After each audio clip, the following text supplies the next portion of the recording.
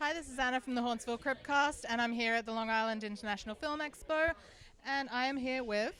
I'm Rob Tiemstra, the director of No Slasher Here. Okay, so when you made your film, what were the stylistic choices that you really wanted to get in there? Because it's a very pretty film. Oh, thank you. As horrifying as it is, it's very pretty. It's a movie that came out of a love for two comfort medias of mine. One literary, one cinematic. The cinematic one is the slasher movie. The literary one is the murder mystery.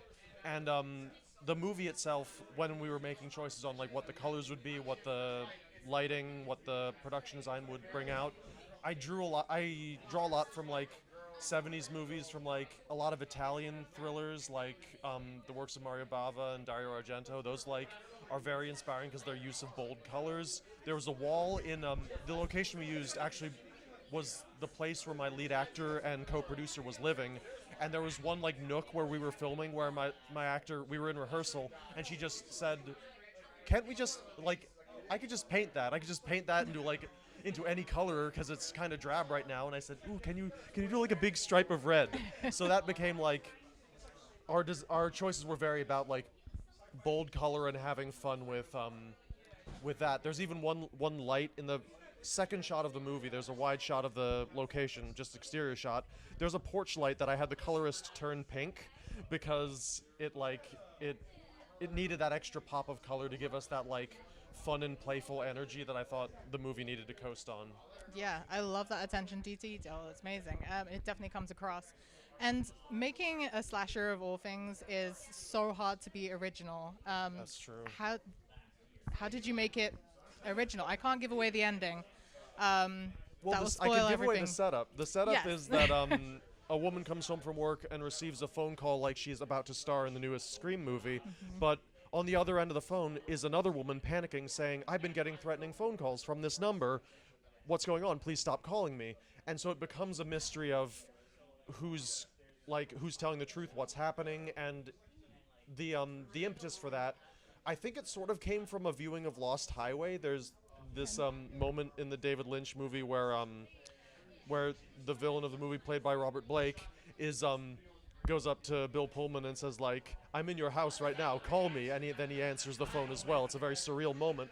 And while I was on a walk, that idea popped into my brain of like basically two different protagonists, like if the protagonist from When a Stranger Calls wound up calling the character in the opening of Scream, and that became like a mystery for me to solve. And that's how I worked through the first draft of the movie, was just like following this character around on the phone on this like what felt like a hostage situation almost, of like getting the other person calm enough to get some information and then trying to parse for myself what was going on the other end of the phone, and then that wound up resolving in a sort of twist ending that surprised me, and then I was able to like go back and rewrite it as you do with mysteries to make it all like flow, ideally so that it makes like good rewatch material or good like multiple viewing experience, so it's not just a crossword with the answers filled in. It's also like a satisfying experience for someone who knows. Yeah, I will say I watched it twice to look out for a few things, so but glad to hear I that. can't make any spoilers. And how long did it take to film? It was a weekend. We did 2 overnights because it all takes place at night. We filmed from like 6 p.m. to 6 a.m. on a Friday night and a Saturday night, and then the Sunday, myself and the DP came back to just pick up quick inserts. So there are some shots which I can't spoil, but there's some shots that are me rather than the actors because we didn't have the time to get all the coverage that we needed. So it was just like, while you're planning out your day, you're just like, which shots can we get away with a stand-in, and that stand-in winds up being the director because I can do it for free and it won't like put us over budget. So it was functionally 2 days, 2 10-hour days. I've been trying to like stop doing the 12-hour day thing because at a certain point, if your crew is awake, you do better work. Yes, definitely. If you look after your cast and your crew, then they do a better job. Yeah, and overnight shoots are like, they're a common feature of this industry because there's so many night scenes. Yeah. And like, one of the things that I've noticed, especially while working on overnight film shoots, is that like you as the director become like the barometer for how good the set's going to be. So you have to be on your best and most like patient behavior because people they get snippy when they've been up for 8 hours and it's like 2 a.m. and we've still got like 15 shots to get, and so you have to like be sort of the like meat thermometer in the heart of your set. Otherwise, like things get really testy real fast. And I'm proud to say that no friendships broke on the set of this movie. And that's a good feat. It's very interesting. And where can we find you online?